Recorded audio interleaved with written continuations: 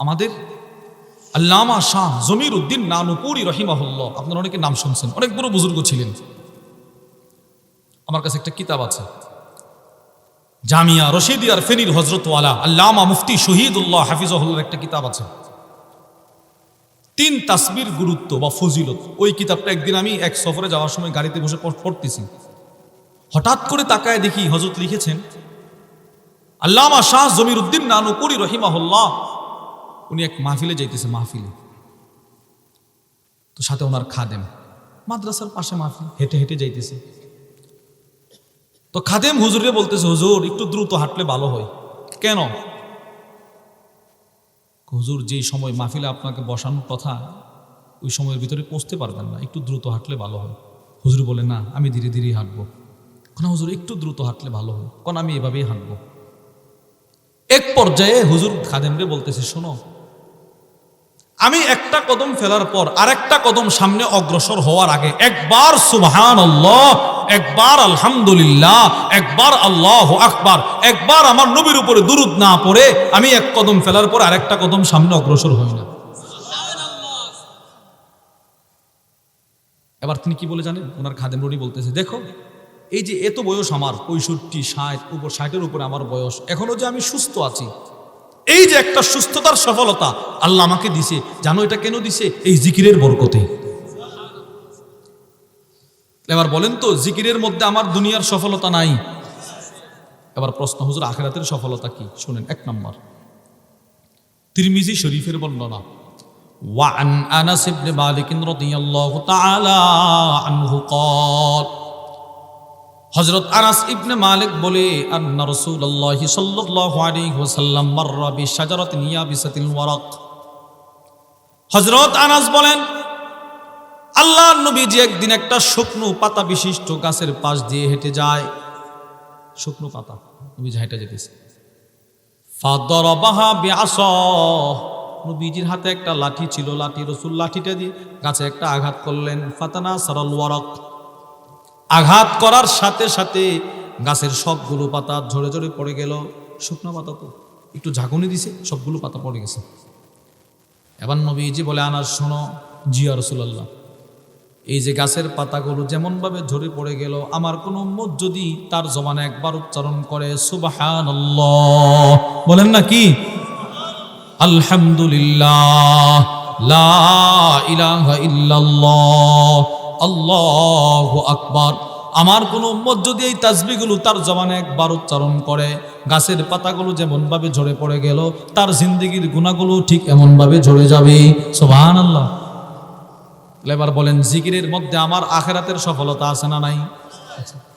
এবার প্রশ্ন হলো, হুজুর আমার গুনাহ যদি সমুদ্রের ফেনা পরিমাণও হয়, কেমনে ঝরবে?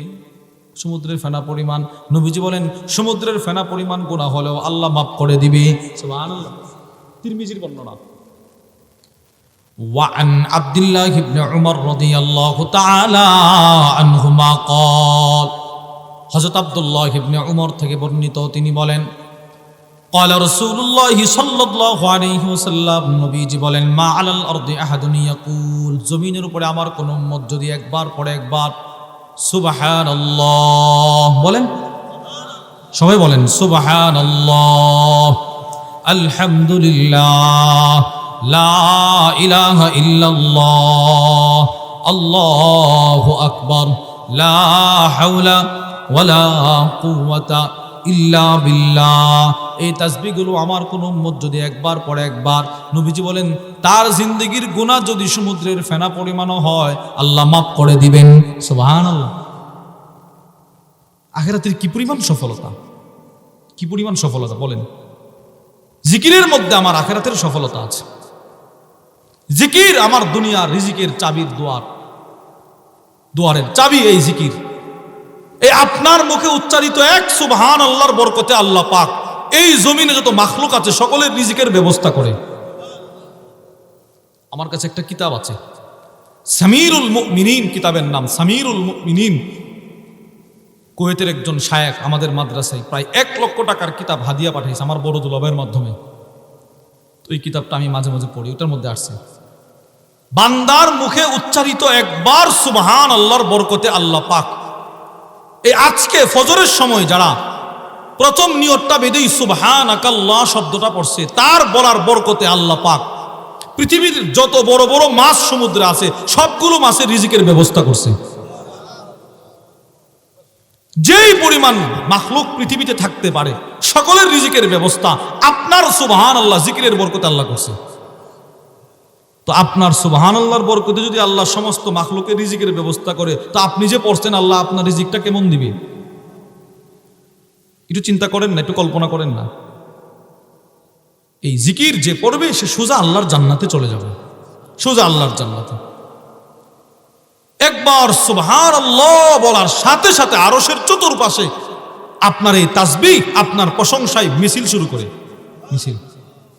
ইবনে মাজার বর্ণনা, وعن النعمان بن بشير رضي الله تعالى عنه قال, হযরত নু'মান ইবনে বাশির বলেন, আল্লাহর নবী বলেন, ইন্না মিম্মা তাযকুরুনা মিন জালালিল্লাহি আত-তাসবিহ ওয়াত তাহলিল ওয়াত তাকবীর। নবীজি বলেন, আমার কোন উম্মত যদি একবার পড়ে সুবহানাল্লাহ, আলহামদুলিল্লাহ, লা ইলাহা ইল্লাল্লাহ, কেউ যদি একবার পড়ে, একবার, নবীজি বলেন, ইয়ান আতিফনা হাওলাল আরশ, তার একবারের সুবহানাল্লাহ আরশের চতুর্পাশে মিছিল করতেই থাকে। প্রশ্ন হলো, হুজুর কিসের মিছিল?